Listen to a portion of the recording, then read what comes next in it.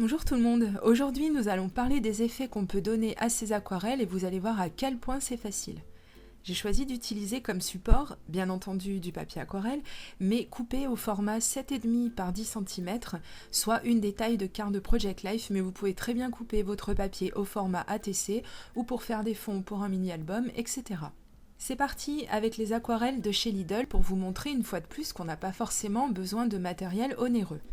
Je vais utiliser la technique du wet in wet, c'est-à-dire que je vais mouiller mon papier au préalable. Pas d'inquiétude, le papier aquarelle est fait pour recevoir de l'eau, voilà pourquoi il est important de prendre le papier adéquat. Je vais quand même protéger mon plan de travail car les aquarelles de Lidl sont assez pigmentées pour la plupart et arrivent à tacher les plans de travail blancs. Je n'utilise pas mon tapis silicone car il ressort très mal à la caméra, c'est bien dommage.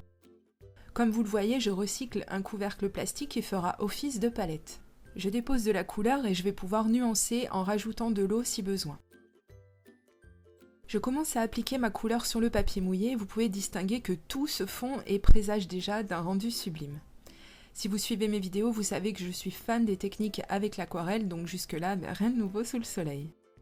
À cette étape, libre à vous de rajouter de l'eau, de l'aquarelle, tout ça selon l'effet désiré. J'accélère le processus de séchage grâce à mon heat gun, mais vous pouvez aussi laisser sécher à l'air libre. Une fois sec, je choisis de venir travailler très légèrement mon fond en prenant un pinceau plus fin et en appliquant seulement de l'eau à quelques endroits et en tapotant avec un essuie-tout. Ce qui aura pour but de réveiller l'aquarelle sèche et de donner un petit effet constellation ou bulle, c'est vous qui voyez. C'est déclinable à l'infini, bref, j'aime énormément. Deuxième fond, je profite de l'aquarelle que j'ai encore sur ma pseudo-palette. Je vais faire un peu la même chose à la différence près que je pars d'un papier sec. On distingue que le rendu est différent mais tout aussi intéressant. Encore une fois, c'est selon le résultat que vous désirez obtenir. Puis je vais taper mon pinceau imbibé de couleur au-dessus de ce fond qui n'est pas sec mais pas vraiment imbibé non plus afin d'obtenir des taches. Je vais laisser sécher et en attendant, c'est parti pour le fond numéro 3. Je remets de cette couleur sur ma palette en intensifiant bien, c'est-à-dire que je prends plus de couleur que je n'ai d'eau sur mon pinceau et je vais rajouter de la peinture blanche par petites touches. Cela aura pour effet de changer quelque peu la structure de mon aquarelle et je fais ça quand je désire avoir un rendu plus pastel. On distingue bien à l'application que l'aquarelle a changé et que le rendu est différent.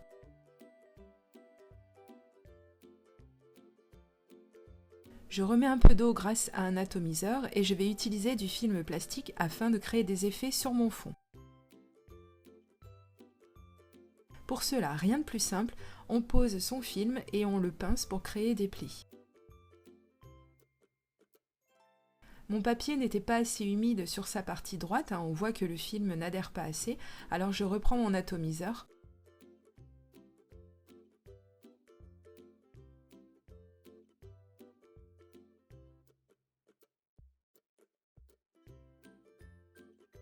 Idem, je le mets de côté pour qu'il sèche. Quatrième fond, je reprends la technique du wet and wet, donc je mouille mon papier, puis je reprends une couleur pour faire une sorte d'aplat, et je choisis d'ajouter une autre couleur par le dessous.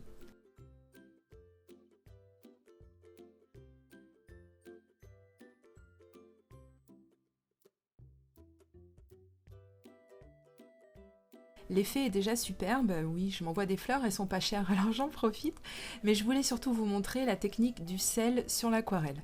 C'est tout simple, sur du papier bien humide, on verse un peu de sel de table et on laisse sécher. C'est tellement simple, mais vous verrez que vous deviendrez vite accro à cette technique. Et puis pour notre santé, il vaut mieux mettre le sel sur notre aquarelle que dans notre assiette.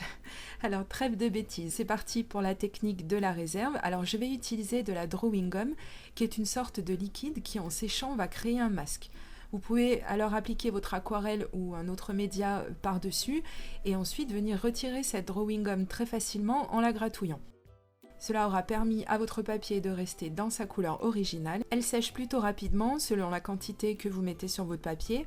À savoir, attention, elle abîme un petit peu les pinceaux, vous voilà prévenu.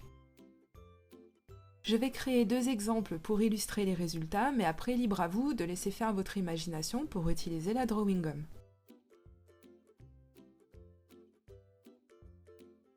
C'est parti pour utiliser les feutres aquarellables de chez Lidl. Je n'ai pas acheté ceux d'Action pour l'instant car j'avoue que j'utilise les feutres à aquarelle uniquement avec la technique que je vais vous montrer après et que je pense pas que ça mérite d'avoir par exemple 24 nuances de rose rien que pour ça. Enfin c'est mon point de vue pour l'instant, l'avenir nous dira si je me tiens à cet avis. Bref, je prends un bloc acrylique et je vais venir poser ma ou mes couleurs dessus. Ici je choisis d'en utiliser 2 mais ensuite c'est à vous de voir. Je viens humidifier mes gribouillis et poser mon bloc sur du papier aquarelle. Et je twiste. Enfin, je twiste mon bloc acrylique. Je le tourne pour faire que les couleurs se mélangent. Et là encore, mais j'aime trop le résultat. On peut laisser son bloc sur le papier et attendre un petit peu plus longtemps que les couleurs pénètrent bien, ou on peut le retirer tout de suite comme je l'ai fait. Du coup, ça a pour tendance de casser un petit peu l'effet qu'on vient de faire, mais on peut continuer à travailler tout ça en séchant, en rehumidifiant un petit peu son papier selon l'effet qu'on souhaite obtenir. Puis évidemment, on laisse sécher. Tant que j'ai mes feutres à portée de main, je continue. Je vais prendre un emballage plastique et refaire des gribouillis, cette fois-ci avec 3 couleurs. J'utilise de nouveau mon atomiseur pour humidifier mon plastique. Et comme j'y suis allée de bon cœur, je préfère utiliser un papier d'une taille plus importante, alors je passe à du 10 par 15 cm. Je suis partie sur un papier non humidifié, mais on peut choisir de le mouiller un peu pour avoir un rendu plus doux, des couleurs plus atténuées. J'adore ce mélange de couleurs. Je nettoie mon plan de travail, oui, appelez-moi Madame Proprette, et comme il reste des couleurs sur l'emballage plastique et que j'aime pas gâcher, je prends de nouveau un papier et en mettant la main à l'intérieur du plastique, cette fois-ci, je vais apposer les restes de couleurs sur du papier sec. Et là encore, à vous de choisir, rajouter de l'eau sur l'emballage, rajouter de l'eau sur le papier, tout laisser comme ça, etc.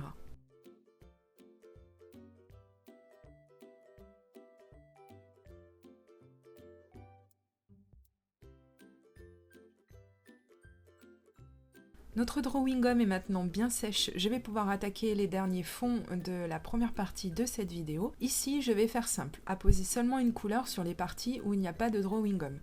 Voyez, je passe par-dessus la drawing gum et je sais que malgré cela, je n'aurai du jaune qu'aux endroits où il n'y a pas de gomme de réserve.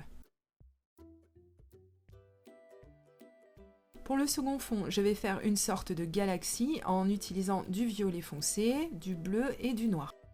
Je commence par le violet que je vais poser un petit peu partout, puis j'enchaîne avec le bleu et enfin avec le noir. Je vais travailler mes teintes jusqu'à être satisfaite du résultat.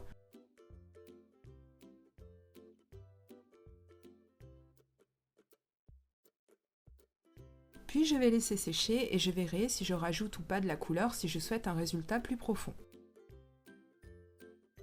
Nous voici au moment tant attendu de la présentation de ces fonds. Le premier tout en douceur. J'ai décidé de le laisser ainsi, mais n'oubliez pas que vous pouvez les agrémenter en tamponnant, en rajoutant des découpes, etc. Si vous manquez d'inspiration, restez bien jusqu'à la fin. Je mettrai le lien vers 2 vidéos qui pourront peut-être vous aider. Non, ne me remerciez pas, c'est cadeau. Le suivant, le rendu du twist. Très intéressant également, mais regardez ceci. Alors, je suis allée à l'encontre de ce que je vous dis d'habitude, donc d'utiliser du papier adapté à la technique choisie. Et pour ce rendu, j'ai utilisé du DCP de Clairefontaine. Bien entendu, j'ai pas mis beaucoup d'eau, c'est certainement ce qui fait que le papier s'en est aussi bien sorti. N'empêche, waouh, je suis terriblement surprise du rendu. Le rendu avec les feutres aquarellables de Lidl. Alors on voit que le résultat est un peu puissant dans les couleurs parce que j'ai mis beaucoup de pigments et peu d'eau. Alors c'est sympa, ces couleurs tropicales, ça me fait un petit peu penser à une sirène, bon allez comprendre. En tout cas c'est très joli et très estival. Et le second rendu, quand j'ai utilisé les restes de couleurs, évidemment c'est moins puissant mais j'aime tout autant. J'ai sorti mon tapis de silicone car je vais retirer le sel que j'ai utilisé et que ce sera plus pratique pour moi de nettoyer. Madame Proprette sort de ce corps. Et c'est parti pour ôter le sel. Comme vous voyez, c'est très simple à faire, à peine a-t-on besoin de gratouiller, ça part tout seul. Je trouve le rendu très très sympa, j'espère que vous aussi.